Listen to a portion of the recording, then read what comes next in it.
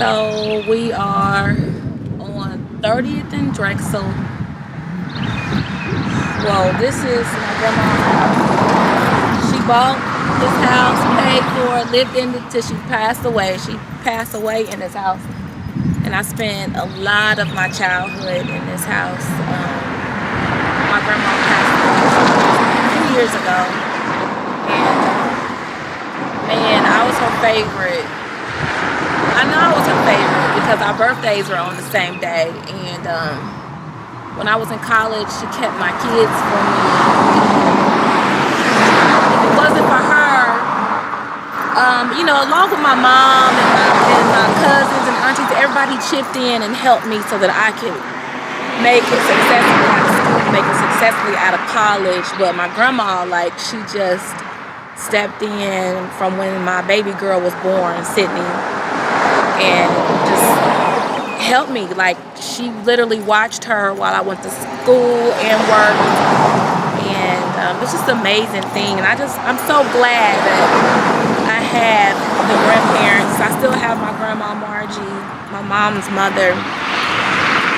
This was my great grandma here, and my great grandma is my granddaddy's mom. And my grandfather passed away before her, which was her son. So, the house is still in the family, which is a wonderful thing. This neighborhood has changed drastically since I was growing up over here, but some of the same people still live in these houses. A few minutes ago, we were talking to Mr. Morris back here. I literally grew up with her living behind my grandma my whole life, until I'm old. And I think all of our family members have lived in this house with my grandma at some point in time. Man, that porch right there, when I was little, that looked like a whole... That porch looked so big when I was little, and I just walked up to that porch just now, and I'm like, this little itty-bitty porch. That drop right there was like jumping off of a mountain when I was little.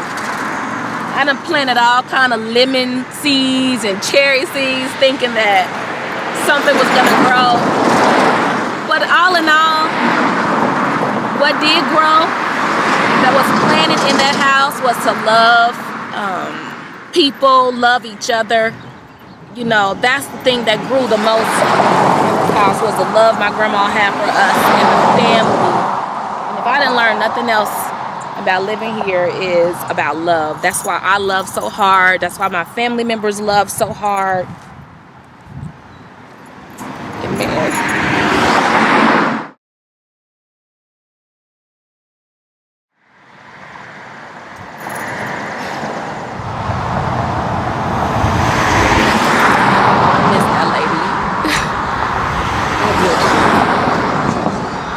There it is there. Y'all know I'm a wussy.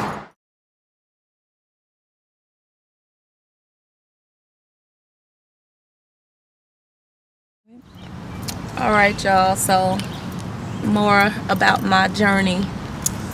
So this right here looks like a bunch of land, which it is. But we're on 36th and Irvington.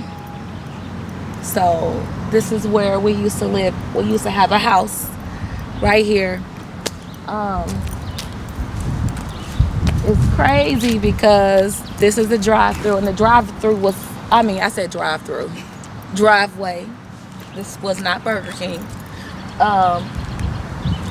The driveway is so long, it seemed, but the house set up over there, man. So basically, the reason why we had to move out of this neighborhood growing up was because this house caught on fire upstairs, and we had to move. We were living here when I had Shelby, and my mom and dad were young when they had us. So can you just imagine being young and taking care of 4 kids and being married and just life being the way it is? It was just a lot, but it's a lot of memories here. Anybody knows me knows that I am a clean freak. Like, I like for stuff to be clean. I ain't cooking nothing, men out there. I ain't cooking nothing. Just know that. But I'll clean up. And this house shaped me into, well, it's not there now, but you get what I'm saying, to being the clean freak I am, because my mama would make sure that we cleaned this house from top to bottom. It was no getting around. We couldn't stuff stuff in the closet. Wasn't nothing stuffed under the bed. This house was spotless at all times.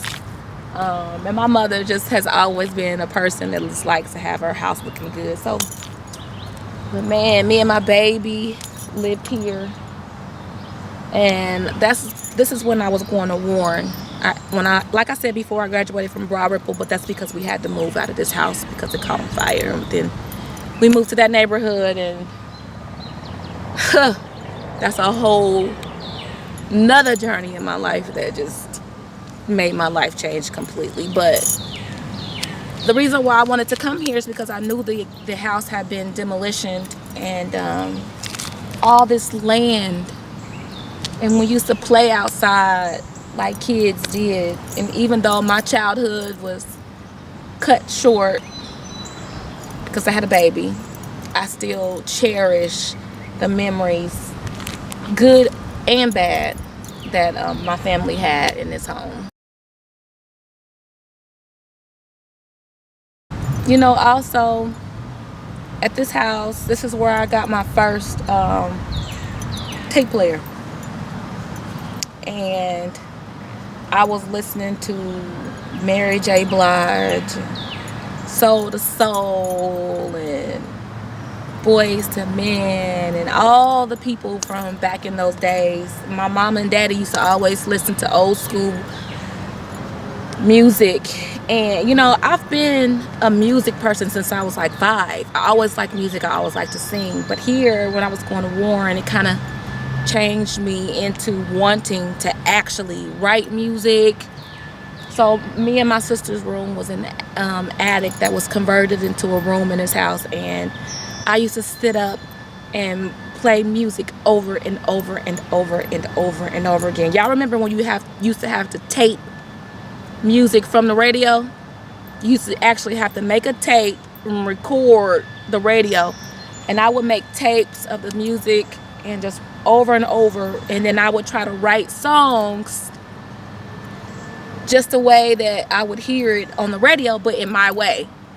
And now that I think about it, I'm still like that to this day. Like, when I do my shows and stuff, and when I'm singing cover songs, I always make them mine, even though they're somebody else's songs. And in this house, I started that because I wrote so much music in this house, and poetry and all kind of stuff, and I would just be walking around just singing, and my music would be all over my bedroom. My sister would just have to sit up there and take it and listen to me sing. But my tape recorder, man, I'll never forget the first time I got it. My first tape was Soul to Soul, and